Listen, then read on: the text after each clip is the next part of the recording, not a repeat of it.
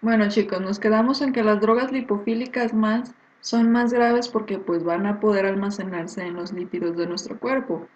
Y se ha visto problemas de infertilidad debido a los cambios hormonales que surgen debido a la obesidad. ¿Sí? ¿Cuál es el tratamiento de estas personas? Bueno, vamos a tratar de que tengan un cambio del estilo de su vida. A lo mejor tenemos que recurrir a una cirugía de bypass gástrico o también, bueno, también forzosamente tenemos que hacer un cambio en su dieta y tenemos que recurrir a una farmacoterapia, ¿verdad? Esto lo van a ver en farmacología. ¿Cuáles son los tipos de obesidad? La secundaria, que quiere decir que deriva de alguna enfermedad. La primaria, que es el desequilibrio entre la entrada, el ingreso y la excreción de la energía, ¿verdad? O de cualquier cosa que nos alimentemos, ¿verdad? Comemos más de lo que usamos. La obesidad hipertrófica, que es un aumento del volumen de los adipocitos, es decir, de su tamaño, y la hiperplasia, que es un aumento de la cantidad de adipocitos que tenemos. Si se fijan, es un tema muy simple y con esto terminamos alteraciones del estado nutricional. Ahora vamos con alteración de la glicemia. ¿Quién regula la glicemia, chicos? La insulina y el glucagón. La insulina hace que el azúcar pase del torrente sanguíneo al interior de las células y el glucagón que pase la glucosa del interior de las células hacia el torrente sanguíneo. Aquí hay un resumen de lo que hace, ¿verdad? Con los diferentes nutrientes que requiere nuestro cuerpo. Por un lado la glucosa, la insulina hace el transporte a músculo esquelético y adiposo y la producción de glucógeno, génesis, es decir, la creación de glucógeno, y glucólisis, es decir, la destrucción de la glucosa. Por el contrario, el glucagón va a transportar de órganos a torrente sanguíneo la glucosa y va a hacer que hagamos glucogenólisis, es decir, destrucción de glucógeno, y gluconeogénesis, nueva formación de glucosa. En los lípidos, la insulina va a tratar de que nosotros hagamos síntesis de triglicéridos. Vamos a hacer de los ácidos grasos, los vamos a guardar en los adipocitos y vamos a tener una lipoproteinlipasa capilar, es decir, esta enzima va a destruir los lípidos que se encuentran en, en los capilares y las arterias, ¿sí? Los va a destruir. El glucagón en los lípidos va a tratar de que hagamos lipólisis, vamos a destruir los lípidos en los adipocitos para poderlos usar y va a aumentar la grasa en la sangre.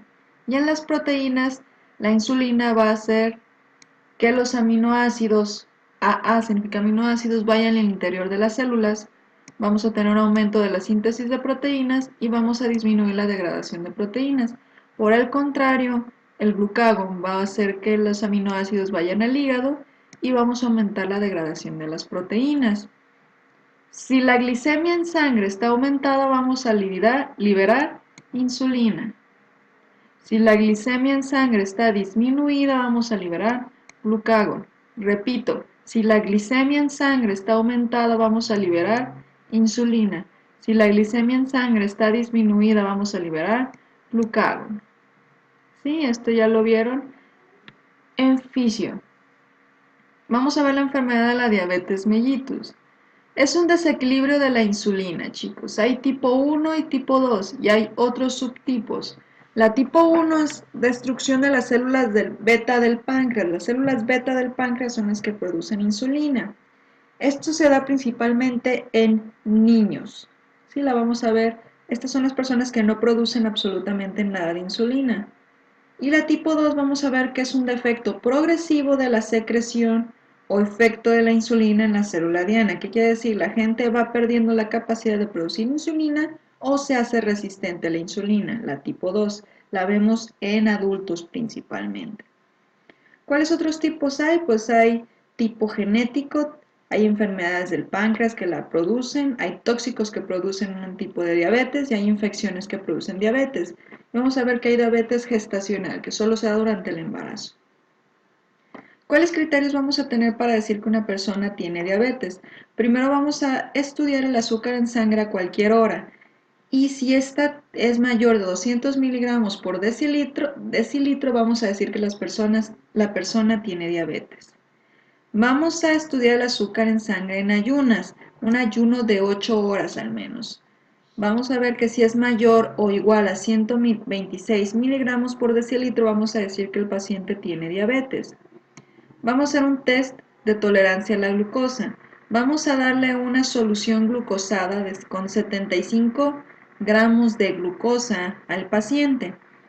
Y después de 2 horas vamos a analizar su azúcar. Si es mayor a 200 miligramos sobre decilitro, vamos a decir que tiene diabetes. Le digo que esta solución es cuando el paciente suele vomitar. Y vamos a hacer un estudio que se llama hemoglobina glicolizada. ¿Qué pasa? La hemoglobina se une a la glucosa y esta hemoglobina unida a la glucosa dura al menos la vida media del eritrocito, que son 120 días. ¿Sí?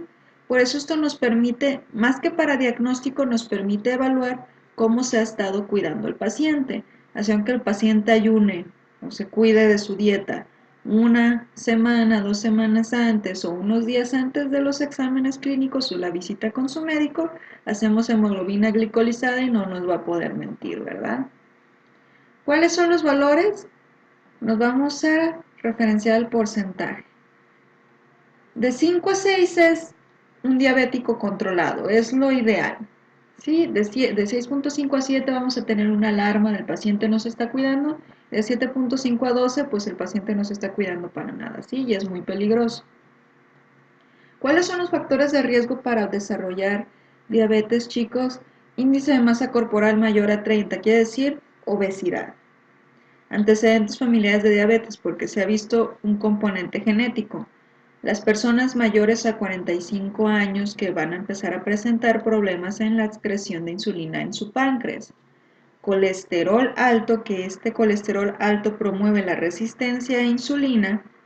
La etnia, los mexicanos somos una etnia en riesgo. Sí, somos una etnia que por naturaleza tiene tendencias a desarrollar diabetes. Y por supuesto la hipertensión también es un factor de riesgo para desarrollar diabetes. ¿Sí? ¿Cuál es su sintomatología o la sospecha clínica que tenemos cuando un paciente puede tener diabetes? Primero, poliuria, va mucho al baño. Polidipsia, toma mucha agua, es decir, constantemente tiene mucha sed. Polifagia, come mucho. ¿Sí? Porque no importa cuánto coma, la glucosa no se absorbe dentro de las células, entonces siempre está con esta necesidad de glucosa. Vamos a ver una hiperglucemia en sangre, que ya dijimos que en ayunas es mayor a 126 miligramos por decilitro y a cualquier hora es de al menos 200 miligramos sobre decilitro. Vamos a ver glucosuria, ¿qué quiere decir esto? Ya lo habíamos visto. Glucosa en orina. ¿Se acuerdan que vimos que de repente antes tomaban la orina y decían, sabe dulce, esta persona tiene diabetes? Vamos a ver pérdida de peso, principalmente en la tipo 1, así es como suelen darse cuenta en niños que tienen una baja de peso súbita. ¿Sí? Vamos a ver cetoacidosis. ¿Se acuerdan que dijimos cuando vimos acidosis metabólica que la cetoacidosis en la diabetes se da porque como no podemos usar glucosa ni carbohidratos, usamos lípidos y estos producen cetoácidos, ¿verdad? Vamos a tener una visión borrosa porque el aumento de concentración en glucosa en sangre va a hacer que los líquidos dentro del ojo, ¿verdad? Este líquido que tenemos en el interior del ojo se haga más denso y al hacerse más denso el paso de la luz va a verse como movido y por eso vamos a tener visión borrosa.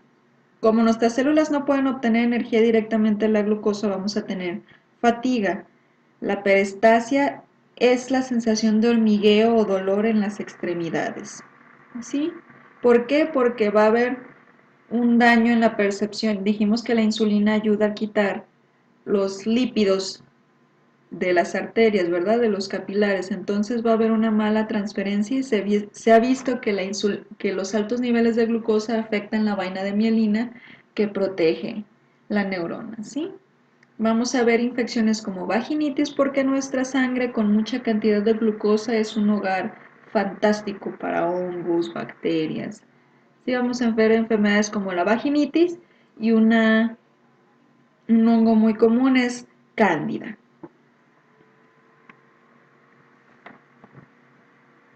¿Cuál es el tratamiento? Vamos a otorgar insulina dependiendo si son insulino dependientes e insulino no dependientes.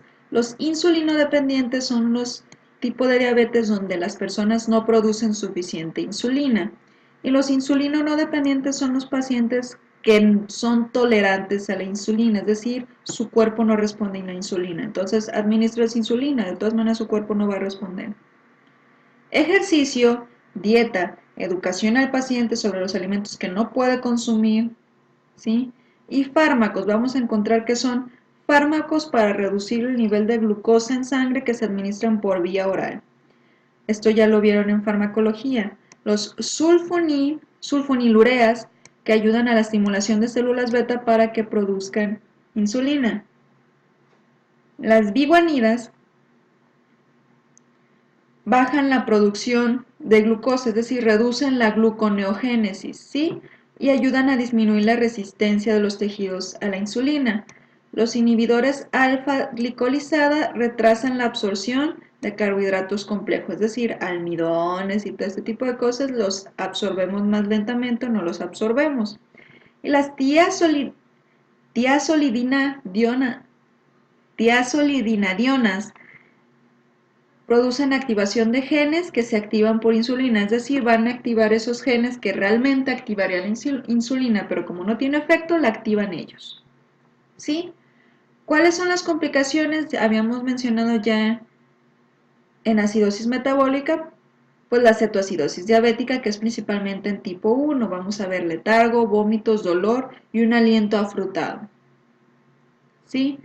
El coma, vamos a ver un coma cetoacidótico, que es la depresión del sistema nervioso central debido al cambio de pH. Vamos a ver estados hiperglicémico, hiperosmolar. ¿Se acuerdan que habíamos visto una osmolaridad media más o menos, que es decir, qué tan densa está nuestra sangre, ¿verdad? Que es de como de 286 osmoles. Bueno, aquí vamos a ver que para determinar esta situación vamos a tener que tener mayor a 310 osmoles y una glucosa en sangre de más de 600 miligramos por decilitro. ¿Sí? ¿Se acuerdan que vimos que si esto se considera una solución hipertónica? ¿Se acuerdan que dijimos cuando estábamos en una solución hipertónica? ¿Qué le pasa a la célula? Ya sabemos que la célula en una solución hipertónica se va a hacer como pasita, porque el agua en su interior va a salir al exterior. Esto lo vemos principalmente en las enfermedades tipo 2 que son progresivas. Vamos a ver convulsiones, hipertermia y alucinaciones. ¿Sí? Con eso terminamos diabetes. Vamos a ver ahora un tema muy pequeño que es la hipoglucemia, que quiere decir bajos niveles de azúcar en sangre. ¿Por qué se da? Porque tenemos exceso de insulina en sangre u otro hipoglucemiante, ¿sí? Como algún fármaco. Esto lo vamos a considerar cuando el azúcar es menor a 50 o 60 miligramos sobre decilitro. ¿Cuáles son sus causas? Pues tratamiento con insulina o hipoglucemiantes orales. ¿Cuáles son sus manifestaciones? Pues esto ya lo han sentido ustedes en algún momento. Cefalean, no son capaces de resolver problemas, pueden caer en coma, convulsiones y van a tener problemas de conducta. En el sistema nervioso central, pues autónomo, vamos a tener hambre, ansiedad, taquicardia, vasoconstricción y piel fría y pegajosa.